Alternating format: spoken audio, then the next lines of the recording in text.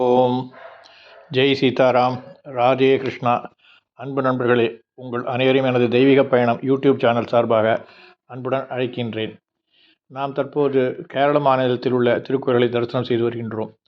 கேரள மாநிலத்திற்கு ஒரு சிறப்பான பெயர் உண்டு. அது காட்ஸ் ஓன் கண்ட்ரி என்று சொல்லப்படுகின்ற இறைவனின் மாநிலம் என்று அழைக்கின்றார்கள். மற்றொன்று பரசுராம க்ஷேத்திரம் என்றும் இதனை அழைப்பார்கள். ஏனென்றால் பரசுராமருக்கு இங்குதான் கோயில் அமைந்திருக்கின்றது. இந்த கோயில் அமைந்திருக்கக்கூடிய இடம் திருவல்லம் என்கின்ற ஒரு இடமாகும். இந்த திருவல்லத்திற்கு பெயர் காரணம் என்னவென்று நாம் ஆனால் திருவல்லம் பரசுராமர் கோயில் விஷ்ணுவின் தலைப்பகுதியாகும். திருவனந்தபுரம் அனந்த பத்மநாப சுவாமி கோயில் விஷ்ணுவின் உடல் பகுதியாகும். திருவனந்தபுரம் அருகே உள்ள திருப்பாதபுரம் கோவில் விஷ்ணுவின் கால் பகுதியாகவும் விளங்குவதாக ஐதீகம். ஒரே நாளில் இந்த 3 ஸ்தலங்களையும் சென்று இறைவனை வணங்குவது அனைத்து நலன்களையும் வனங்களையும் தரும் என்பது பக்தர்களின் நம்பிக்கை. முற்காலத்தில் திருவனந்தபுரம் அனந்த பத்மநாப சுவாமியின் தலைப்பகுதி தற்போது திருவல்லம் என்றழைக்கப்படும் பகுதி வரை நீண்டிருந்ததாம். எனவே திருவல்லம் என்ற இடத்தை தமிழில் தலை என்று பொருள் தரும் மலையாள மொழி சொல்லான வல்லம் என்ற பெயரில் அழைத்தார்கள். இறைவனின் தலைப்பகுதி என்பதை தெரிவிக்கும் விதமாக திருவல்லம் என்கின்றனர். திருவனந்தபுரம் பத்மநாபரை நிறுவிய வில்வமங்கலம் சுவாமிகள் செய்த வழிபாட்டால் திருவனந்தபுரம் அனந்த பத்மநாப சுவாமியின் உருவம் தற்போது உள்ள அளவுக்கு சுருங்கி போய்விட்டதாக இந்த கோயிலின் தலைவர்களால் சொல்லப்பட்டிருக்கின்றது. இந்த கோயில் அமைகின்ற இடம் கேரள மாநிலத்தில் தலைநகர் திருவனந்தபுரம் நகரிலிருந்து கோவளம் கடற்கரைக்கு செல்லும் புறவழிச்சாலையில் 6 கிலோமீட்டர் தொலைவில் அமைந்திருக்கின்றது. இந்த திருக்கோயிலை பற்றிய மேலும் சில செய்திகளை நாம் பார்க்கலாம். என்னவென்று பார்ப்போமே ஆனால், இந்த திருக்கோயிலானது பரசுராமரை சேர்ந்த திருக்கோயிலாக அமைந்துள்ளது. இறந்தவர்களின் ஆன்மா உயர்ந்த நிலையை அடையும், கொடிய மரணமடைந்தவர்களின் ஆன்மா அமைதியடையும் சிறந்த ஸ்தலமாக கேரள மாநிலம் திருவல்லம் பரசுராமர் கோயில் அமைந்திருக்கின்றது. இறந்தவர்களின் ஆன்மாவின் உயர்ந்த நிலையை அடையும், கொடிய மரணமடைந்தவர்களின் ஆன்மா சாந்தியடையவும் சிறப்பு வழிபாடுகளை செய்ய சிறந்த தலமாக இது விளங்குகின்றது. இந்த தல வரலாறு என்ன கூறுகின்றது என்றால், ஜமதக்னி முனிவர், ரேணுகாதேவி ஆகியோரின் கடைசி மகனாக பிறந்தவர் ராமர். விஷ்ணுவின் 6வது தோற்றமாக கருதப்படும் அவர் சிவபெருமானை வழிபட்டு அவரிடமிருந்து பரசு என்ற கோடாரியை பெற்றதால் பரசுராமர் என்று அழைக்கப்பட்டார். ஒரு நாள் ரேணுகாதேவி ஆற்றில் குளிக்கச் சென்றார்.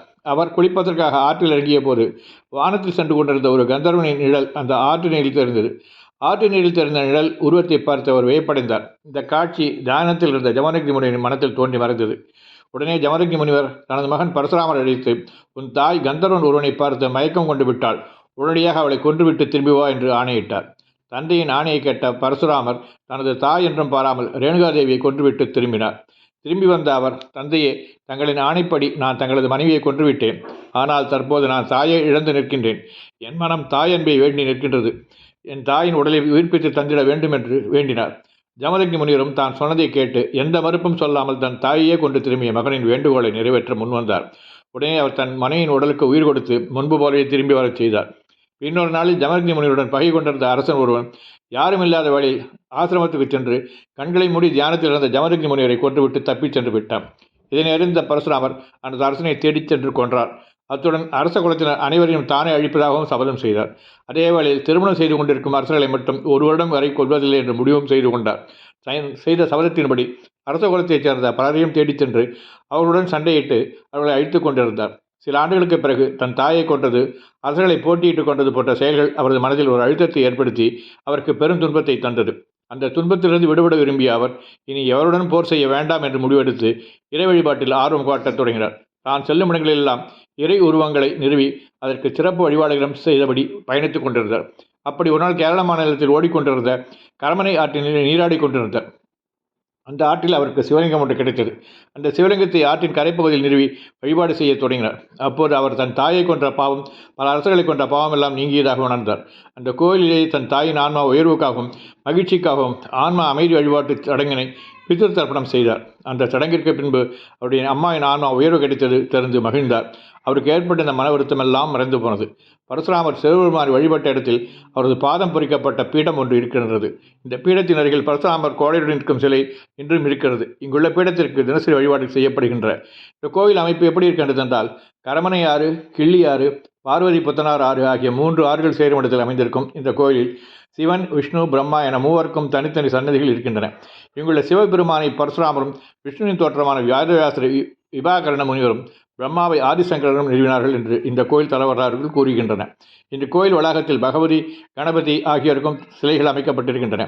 ஆலயம் தினமும் அதிகாலை 5 மணி முதல் பகல் 11 மணி வரையிலும், மாலை 4 மணி முதல் இரவு 7 மணி வரையிலும் தினசரி வழிபாட்டுக்காக திறந்து வைக்கப்பட்டிருக்கின்றது.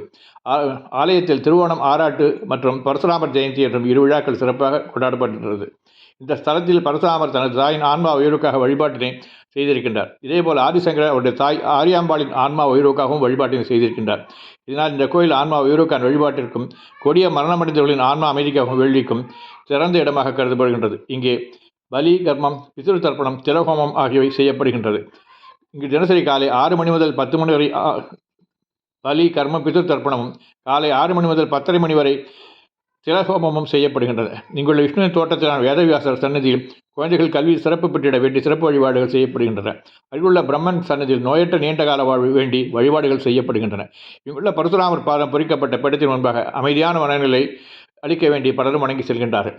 முன்னோர்களின் 3 தலைவர்கள் உயர்வுக்காகவும் மகிழ்ச்சிக்காகவும் செய்யப்படும் சடங்கை பித்ரு தர்ப்பணம் என்று சொல்கின்றோம்.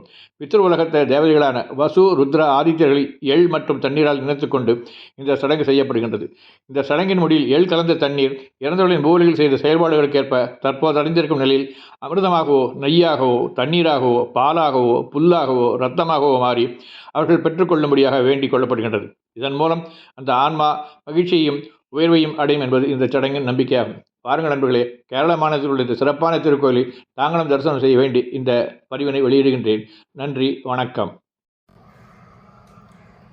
இத்திருக்கோயில் தரிசனம் செய்த உங்கள் ஆன்மீக நண்பர்கள் அனைவருக்கும் எனது நன்றி. மீண்டும் ஒரு புதிய தரிசனத்தில் தங்களை காண விழைகின்றேன்.